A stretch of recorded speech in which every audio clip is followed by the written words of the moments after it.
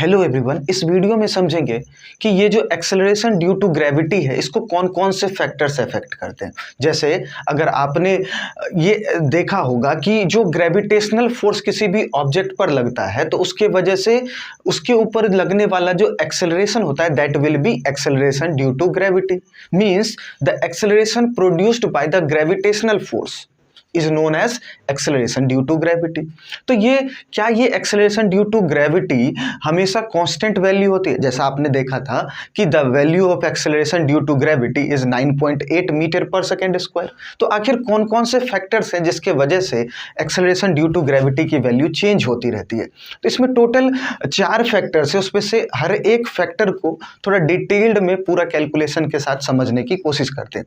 सबसे पहला है रेडियस ऑफ द अर्थ, यानी कि जो अर्थ का रेडियस है वो किस तरीके से एक्सेलरेशन ड्यू टू ग्रेविटी को या फिर जो ऑब्जेक्ट पर लगने वाला ग्रेविटेशनल फोर्स है उसको कैसे इंपैक्ट करता है, उस चीज को आइए समझते हैं। सबसे पहले जो अर्थ का स्ट्रक्चर है वो बहुत इंपॉर्टेंट हो जाता है, वो समझना जरूरी है, जिसके वजह से जो कह सकते हैं कि एक्सेलरेशन ड्यू टू ग्रेविटी की वैल्यू है वो चेंज होती रहती है। जैसे अगर आप अर्थ के स्ट्रक्चर को आपने ऑब्जर्व किया हो या कभी उसके बारे में जानने की कोशिश की होगी तो आपने ऑब्जर्व किया होगा कि जो अर्थ का शेप कुछ इस तरीके से है कि उसका इक्वेटर पर रेडियस ज़्यादा है और वहीं पर पोल्स पर रेडियस कम है, यानी कि कुछ इस तरीके का अर्थ का रेडियस है, वो पूरा कंप्लीट स्फेरिकल नहीं है अर्थ हमारा, ठीक है।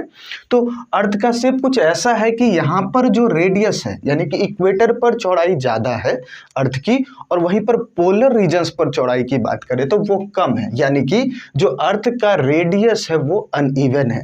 और जैसे ही अर्थ का रेडियस अनइवन हो जाता है उसके वजह से जो gravitational acceleration due to gravity है उसकी वैल्यू इक्वेटर पर और पोलर रीजन्स पर दोनों जगह अलग अलग होती है। सबसे पहले आप समझते हैं ये हमारा अर्थ का स्ट्रक्चर है, ये अर्थ की एक्सिस है जो कि टिल्टेड है किसी एंगल पर, और उसके साथ ही जो ये यहाँ से यहाँ तक का जो डिस्टेंस है that is equator, radius of equator, ठीक है, radius of the earth at equator.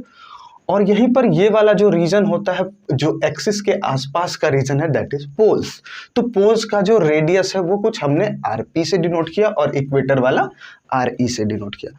अब ये देख के हमें एक चीज तो क्लियर हो जाती है कि उसका शेप कुछ चेंज्ड है, इस वजह से जो रेडियस है इक्वेटर पर वो ज़्यादा है और पोलर रीजन्स पर इक्वेटर ये रेडियस कम है। तो अब समझते हैं इसके पूरे कैलकुलेशन को कि कैसे इक्वेटोरियल रीजन्स और पोलर रीजन्स पर एक्सेलरेशन ड्यू टू ग्रेविटी की वैल्यू चेंज हो जाती है। सबसे पहले एक अगर ग्रेविटेशनल फोर्स की वैल्यू कैलकुलेट करने की कोशिश करें, जैसे कोई ऑब्जेक्ट अर्थ के सरफेस पर प्लेस्ड है जिसका मास m है, तो उस पर लगने वाला जो फोर्स होगा वो क्या होगा, जैसे समझते हैं। जैसे सपोज करिए यहाँ पर कोई ऑब्जेक्ट प्लेस्ड है और इस ऑब्जेक्ट का मास m है, तो इस पर लगने वाला जो ग्रेविटेशनल फोर्स होगा वो टुवार्ड्स द सेंटर होगा और इस पर लगने वाला ग्रेविटेशनल फोर्स होगा g। एक्चुअल में जो ग्रेविटेशनल फोर्स के लिए जो फॉर्मूला है वो होता है जी m1 m2 upon are square. तो जी m1 होगा mass of the earth, m2 होगा mass of the object divided by R square, यानी कि यहाँ से लेकर के ऑब्जेक्ट के सेंटर तक। एक्चुअल में कह सकते हैं कि ये ऑब्जेक्ट बहुत स्मॉल होने के कारण डायरेक्ट ये कंसीडर कर सकते हैं the R is the radius of the earth, ठीक है। दूसरी बात, इसी फोर्स को mg से भी रिप्रेजेंट किया जा सकता है क्योंकि इस पर लगने वाले जो फोर्स है वो उस फोर्स को डिनोट करने के लिए हमारे पास 2 मेथड है। कौन कौन सा? या तो आप ग्रेविटेशनल फोर्स से लिख सकते हैं या F इक्वल टू ma वाला फॉर्मूला अप्लाई कर सकते हैं। अब वो F इक्वल टू ma के हेल्प से ये एक चीज कैलकुलेट किया जा सकता है, वो है एक्सेलरेशन ड्यू टू ग्रेविटी। तो हमने इस पर लगने वाले दोनों ही फोर्स को इक्वेट कर दिया, यानी कि mg और ग्रेविटेशनल फोर्स दोनों को इक्वेट करने पर हमारे पास जो एक्सेलरेशन ड्यू टू ग्रेविटी है उसके लिए फॉर्मूला आ गया जी me अपॉन आर स्क्वायर, ठीक है। अब देखिए जो g है उसे बोला जाता है यूनिवर्सल ग्रेविटेशनल कांस्टेंट, यानी कि उसकी वैल्यू चेंज नहीं होगी। अर्थ के सरफेस पर आप कहीं पर भी चले जाइए, अर्थ हो या पूरे यूनिवर्स में, वहां पर हर एक जगह एक्सेलरेशन ड्यू टू ग्रेविटी की वैल्यू सेम होगी। उसके बाद जो दूसरा टर्म है हमारा वो है मास ऑफ द अर्थ। तो अर्थ के सरफेस पर आप कहीं पर भी प्रेजेंट रहिए, मास ऑफ द अर्थ सेम होगा, वो तो चेंज होने वाला है नहीं। उसके बाद बच गया हमारा आर स्क्वायर, यानी कि रेडियस ऑफ द अर्थ। और रेडियस ऑफ द अर्थ के ऊपर ये चीज़ें, ये जो रेडियस है ये चेंज होता है। तो रेडियस चेंज होने के वजह से ये जो पूरा हमारा वैल्यू है that is acceleration due to gravity, ये वैल्यू चेंज होती है। अब समझते। नेक्स्ट है कि जब हमें एक चीज पता है कि जो इक्वेटर पर रेडियस है वो ज्यादा है पोलर रीजन्स के कंपैरिजन में, it means radius at equator greater than radius at polar regions. अब अगर रेडियस ज्यादा हो जाए, ठीक है, आपने इस वैल्यू को इंक्रीज कर दी, तो ये पूरी वैल्यू क्या होगी, डिक्रीज हो जाएगी। इट मींस कि इक्वेटर पर जो G M E upon R E square है वो कम हो जाएगा in comparison to G M E upon R P का स्क्वायर, ठीक है, पोलर रीजन्स के रेडियस का स्क्वायर। तो ये वैल्यू क्या है, acceleration due to gravity at equator, और ये वैल्यू क्या है, acceleration due to gravity at polar regions. In this way we can conclude that the value of acceleration due to gravity at equatorial regions is lesser than the acceleration due to gravity at polar regions। यानी कि यहाँ पर acceleration due to gravity ज़्यादा होगी और यहीं पर इसकी बात करें तो यहाँ पर acceleration due to gravity कम होगी। क्यों? क्योंकि इस रीजन पर जो रेडियस है वो ज़्यादा है और इस रीजन पे रेडियस जो है वो कम है। तो सबसे पहला फैक्टर हमने डिस्कस कर लिया that how radius of the earth affects the acceleration due to gravity. Next we will see that how the height of the object from the surface affects the acceleration due to gravity. अगर object का height change होता जाए यानी कि वो surface से ऊपर की तरफ मूव करता है, तो क्या acceleration due to gravity same होगी या उस एक्सेलरेशन ड्यू टू ग्रेविटी की वैल्यू चेंज हो जाएगी? आइए समझते हैं। सबसे पहले ऐसा एज्यूम किया हमने कि जो अर्थ का सरफेस है उससे h मीटर एबव कोई ऑब्जेक्ट है जिसका मास m है, ठीक है।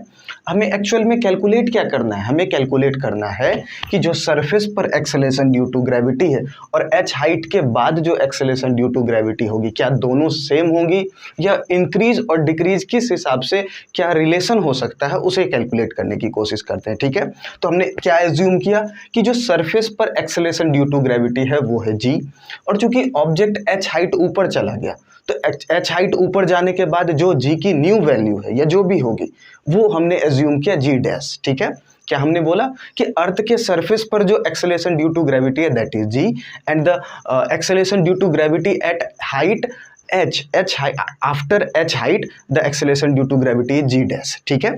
ये दो चीजें हैं। उसके बाद अब समझते हैं कि अगर ऑब्जेक्ट h हाइट के ऊपर है, ये यहाँ पर ऑब्जेक्ट है जिसका मास m है, तो इस पर लगने वाले जो फोर्स है उसे कैलकुलेट करते हैं।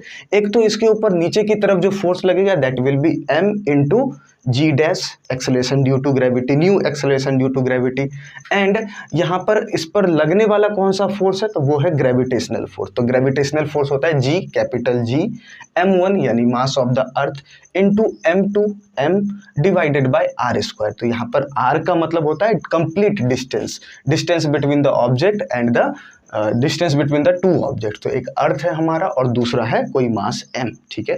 तो यहाँ पर दोनों के बीच अगर डिस्टेंस की बात करें तो एक है r radius of the earth plus height of the object.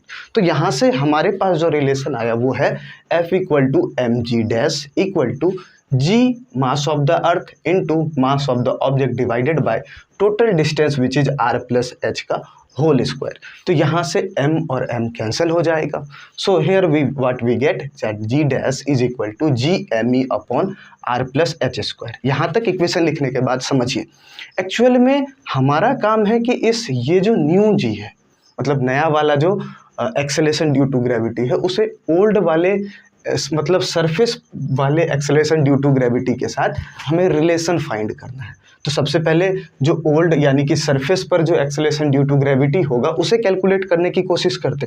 तो सरफेस पर जो g है उसकी वैल्यू होती है, इसे जस्ट पहले अभी हमने देखा that small g is equal to G M E upon are square, ठीक है। तो यहाँ से जो कैपिटल g है यानी कि यूनिवर्सल ग्रेविटेशनल कांस्टेंट और मास ऑफ द अर्थ, इन दोनों का जो मल्टीप्लीकेशन है वो किसके इक्वल होगा तो वो होगा small g into R square. तो इस इक्वेशन के अंदर ये वाला जो पार्ट है उसे रिप्लेस किया जा सकता है। तो उस जी एम ई के जगह हमने लिख दिया small g into R square.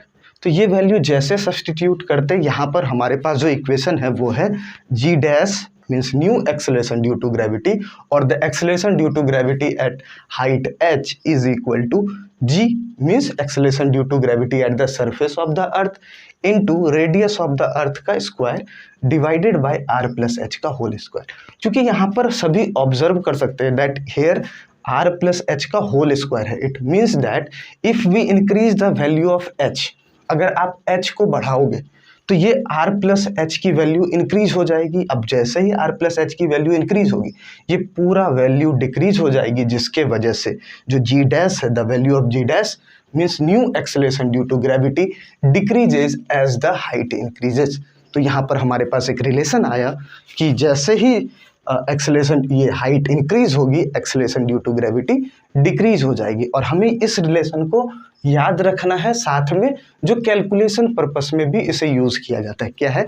Ji dash means new acceleration due to gravity is equal to g acceleration due to gravity at surface into r square divided by r plus h का whole square. So this is used for the calculation purpose. I hope आपको समझ आ चुका होगा कि कैसे height of the object from the surface as the height of the object from the surface changes, the acceleration due to gravity also changes, or we can say as height increases the acceleration due to gravity decreases, and here is the relation। ठीक है, now let us try to understand how rotation of the earth affects the acceleration due to gravity, यानी कि अर्थ के rotation के वजह से acceleration due to gravity पर क्या इम्पैक्ट होता है और किस तरीके से अलग अलग जगह पर एक्सेलरेशन ड्यू टू ग्रेविटी की जो वैल्यू है वो चेंज हो जाती है। इसे समझने के लिए पहले एक डिस्क का एग्जांपल से समझते हैं। जैसे आप एज्यूम करें कि एक डिस्क है और वो रोटेट करता है, ठीक है। अब डिस्क पर अलग अलग पॉइंट्स प्रेजेंट है, हमने 2 पॉइंट कंसीडर किया, वो दोनों पॉइंट एक लाइन में है, ठीक है, और बिल्कुल एक साथ 2 पॉइंट्स प्रेजेंट है, एक है पॉइंट ए और दूसरा क्या है पॉइंट बी। अब दोनों अगर डिस्क अपना एक कंप्लीट रोटेशन करता है, इसका मतलब है कि ये दोनों पॉइंट्स घूमकर फिर उसी जगह पर आ जाएंगे, क्योंकि ये पूरा डिस्क एक साथ घूम रहा है, इसमें कहीं अलग अलग पार्ट्स प्रेजेंट नहीं। अब पूरा डिस्क अगर घूम के 1 रोटेशन कंप्लीट करे तो वहां पर क्या ऑब्जर्व करते हैं, यहाँ पर ऑब्जर्व करते हैं कि अगर 5 सेकेंड में, ऐसा अज्यूम किया हमने कि that disk completes 1 rotation in 5 second, in that case A ने कितना डिस्टेंस कवर किया, ये पूरा डिस्टेंस कवर किया 5 सेकेंड में, और वही बी ने बस इतना सा डिस्टेंस कवर किया 5 सेकेंड में। It means that A covers more distance in 5 seconds in comparison to B. और कोई भी ऑब्जेक्ट अगर ज़्यादा डिस्टेंस कवर करे उस फिक्स टाइम के अंदर, तो इसका मतलब है कि इस पॉइंट पर उसकी स्पीड ज़्यादा होगी और वहीं पर जो बी पॉइंट है उसकी स्पीड कम होगी। तो यहाँ से एक चीज़ आप कंक्लूड कर सकते हो, whenever an object is near to the axis of rotation, यहाँ पर जो एक्सिस ऑफ रोटेशन है उसके नज़दीक कोई ऑब्जेक्ट प्रेजेंट होता है तो उसकी स्पीड कम होती है, वहीं पर अगर कोई ऑब्जेक्ट एक्सिस से बहुत दूर हो तो उसकी स्पीड मैक्सिमम होती है, यानी कि स्पीड उस सेंटर वाले के कंपैरिजन में, नज़दीक वाले के कंपैरिजन में ज़्यादा स्पीड होती है। तो यहाँ पर जितना आप एक्सिस से दूर होगे आपकी स्पीड उतनी ही ज़्यादा होगी, ये बात कंसीडर करनी होगी। उसके बाद आइए अब अर्थ के केस में समझते हैं। अर्थ पर हमने 2 पॉइंट्स कंसीडर किए, एक जो इक्वेटर पर प्रेजेंट है ए, और दूसरा जो पोलर रीजन्स पर प्रेजेंट है वो है पॉइंट बी। अब इक्वेटर पर जो प्रेजेंट है ऑब्जेक्ट वो इस एक्सिस से सबसे मैक्सिमम डिस्टेंस पर है, इसका मतलब है कि जो ऑब्जेक्ट ए है उसकी वेलोसिटी मैक्सिमम होगी या फिर ज़्यादा होगी in comparison to the speed of object B, ठीक है। अब जब भी कोई ऑब्जेक्ट रोटेट करता है तो आपको पता होनी चाहिए कि a force acts on the object which is away from the centre, मतलब सेंटर से दूर की ओर उसके ऊपर एक फोर्स लगती है, ठीक है, यहाँ पर इसके तरफ और यहाँ पर इस तरफ, and that force is called centrifugal force. The force that acts on the object away from the centre, वो होता है सेंट्रीफ्यूगल फोर्स। वहीं पर इसके ऊपर सेंटर की तरफ भी फोर्स लगती है, दैट इज सेंट्रीपेटल फोर्स। लेकिन अर्थ के केस में जब भी ऑब्जेक्ट रोटेट कर रही होती है अर्थ के केस में, तो वहां पर जो सेंट्रीपेटल फोर्स होता है वो ग्रेविटेशनल फोर्स के इक्वल हो जाता है, ठीक है। तो यहाँ पर सेंट्रीपेटल फोर्स यानी कि ग्रेविटेशनल फोर्स ही है, और जो बाहर की तरफ लग रही है वो है सेंट्रीफ्यूगल फोर्स। अब समझते हैं, जो सेंट्रीफ्यूगल फोर्स है उसकी वैल्यू हमेशा कम होगी, क्योंकि मान लेते हैं अगर बाहर लगने वाली फोर्स ज़्यादा हो जाए तो उस कंडीशन में ऑब्जेक्ट को घूमते घूमते अर्थ के सरफेस से बाहर बाहर चली जानी चाहिए,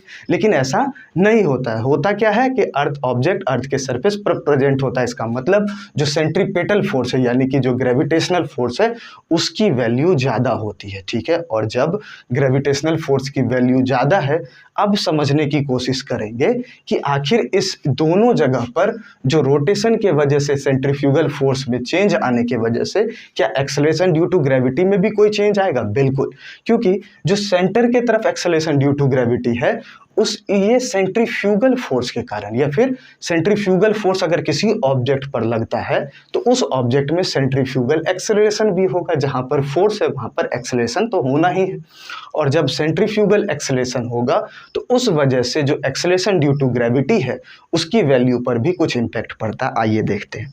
सबसे पहले जो ऑब्जेक्ट ए है उसकी वेलोसिटी ज़्यादा होगी बी के कंपैरिजन में, ये हमें पता है क्योंकि ए एक्सिस से बहुत दूर है और बी एक्सिस के नज़दीक है। वहीं पर जो सेंट्रीफ्यूगल फोर्स है इस वेलोसिटी के ज़्यादा होने के कारण ए पर ज़्यादा सेंट्रीफ्यूगल फोर्स लगेगा और बी पर कम सेंट्रीफ्यूगल फोर्स लगेगा, और जितना ज़्यादा फोर्स उतना ही ज़्यादा एक्सेलरेशन। इसका मतलब जो सेंट्रीफ्यूगल एक्सेलरेशन है ए का वो ज़्यादा होगा in comparison to centrifugal acceleration of B. अब सेंट्रीफ्यूगल एक्सेलरेशन ए पर ज़्यादा है और बी पर सेंट्रीफ्यूगल एक्सेलरेशन कम है। इसका मतलब अगर net acceleration due to gravity calculate करने की कोशिश करें तो वो होगा g net is equal to acceleration due to gravity minus centrifugal acceleration. एक तो सेंटर के तरफ लगेगा वो जी के बराबर है, और जो बाहर की तरफ लगता है वो होगा सेंट्रीफ्यूगल एक्सेलरेशन, सब्ट्रैक्ट हो जाएगा। अब समझने वाली बात है कि ए पर सेंट्रीफ्यूगल एक्सेलरेशन ज़्यादा है, ठीक है, तो ए का जो net acceleration due to gravity है वो कम हो जाएगा, क्योंकि ये वैल्यू ज़्यादा होने के कारण सब्ट्रैक्ट होने पर ओवरऑल वैल्यू जो है वो कम आएगी।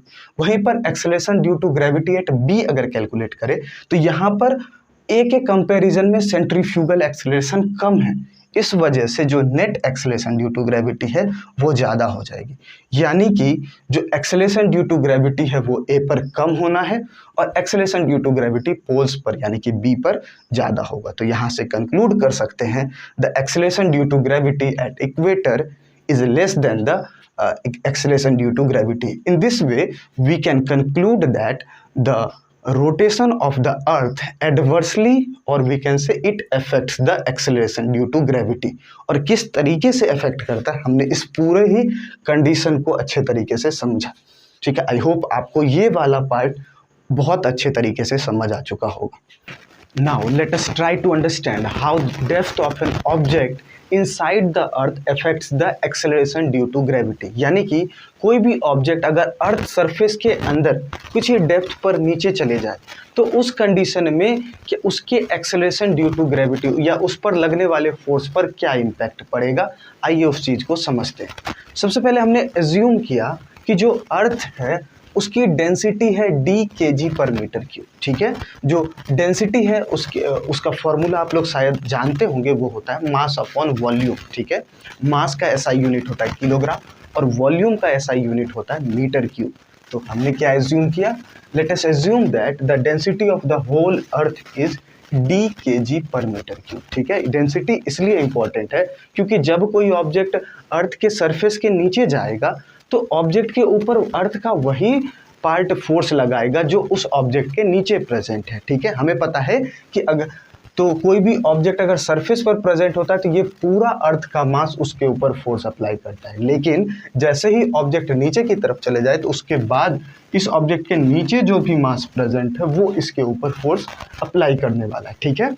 तो सबसे पहले क्या एज्यूम किया हमने, let us assume that the person और the object moves x meter below the earth. यानी कि जो ऑब्जेक्ट है हमारे पास m मास जिसका m है वो x मीटर अर्थ के सरफेस के नीचे चला जाता है। तो जैसे ही वो x मीटर नीचे की तरफ जाएगा तो वहाँ पर से अब अर्थ के सेंटर पर जो फोर्स लगेगा एक्चुअल में उन दोनों के बीच डिस्टेंस क्या होगा, वो होगा एक्चुअल ये पूरा यहाँ से यहाँ तक है रेडियस ऑफ द अर्थ और ये है x, तो ये कितना हो जाएगा r माइनस एक्स मीटर, ठीक है। यानी कि रेडियस में से x मीटर सब्ट्रैक्ट हो चुका है, ठीक। उसके बाद हमने ये एज्यूम किया, तो अब इस केस में यहाँ पर जो m मास का ऑब्जेक्ट प्लेस्ड है उस पर लगने वाला फोर्स क्या होगा, वो होगा m इंटू जी डैश। मतलब हमने एज्यूम किया कि जो सरफेस पर एक्सेलरेशन ड्यू टू ग्रेविटी है वो है g, और जैसे ही यहाँ से कोई ऑब्जेक्ट नीचे की तरफ जाए तो उसके एक्सेलरेशन ड्यू टू ग्रेविटी में चेंज हो। ठीक है, तो वो जो चेंज हुआ तो हमने एज्यूम किया कि वो जी डैश है, तो F is equal to M into g dash. और वो किसके इक्वल होगी? तो वो इक्वल होना है उसे जो इसके ऊपर ग्रेविटेशनल फोर्स अर्थ का ये पार्ट जो लगाता है उसके इक्वल होना चाहिए। तो ये पार्ट कितना एक्सेलरेशन ड्यू टू ये कितना फोर्स अप्लाई करेगा? तो G into mass of the R minus x part, यानी कि ये वाला जो पार्ट है इसका mass multiplied by mass of the object, यहाँ पर रखा हुआ ऑब्जेक्ट का मास, इनटू इस रेडियस ये जो डिस्टेंस है उसका स्क्वायर।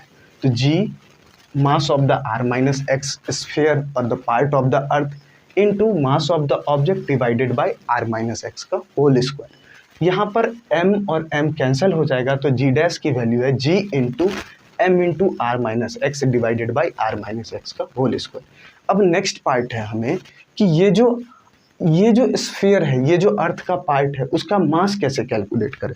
तो आप लोग सभी एक फॉर्मूला जानते होंगे, वो होता है density is equal to mass by volume. ठीक है, और जो स्फीयर है उसका वॉल्यूम होता है, वॉल्यूम ऑफ स्फीयर आप लोग सभी जानते होंगे, वो होता है 4/3 पाई रेडियस ऑफ द इसका क्यूब।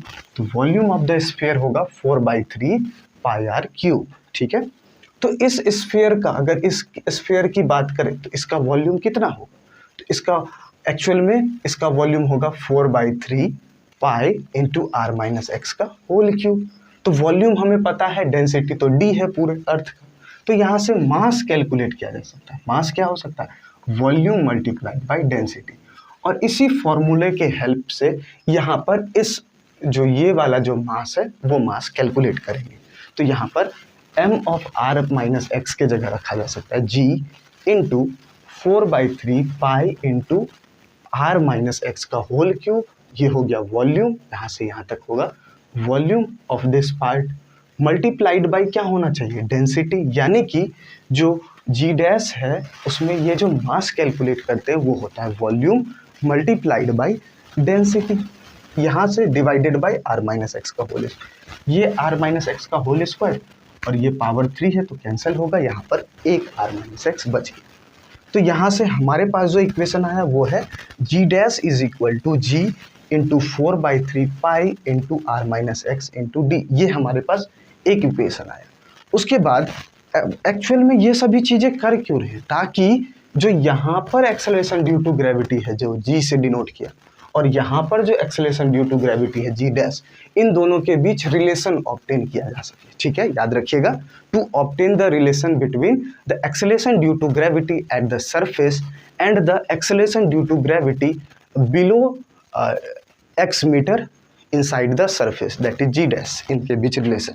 तो हमारे पास जी डैश हमने कैलकुलेट कर लिया। Now we have to find the value of g means acceleration due to gravity at surface.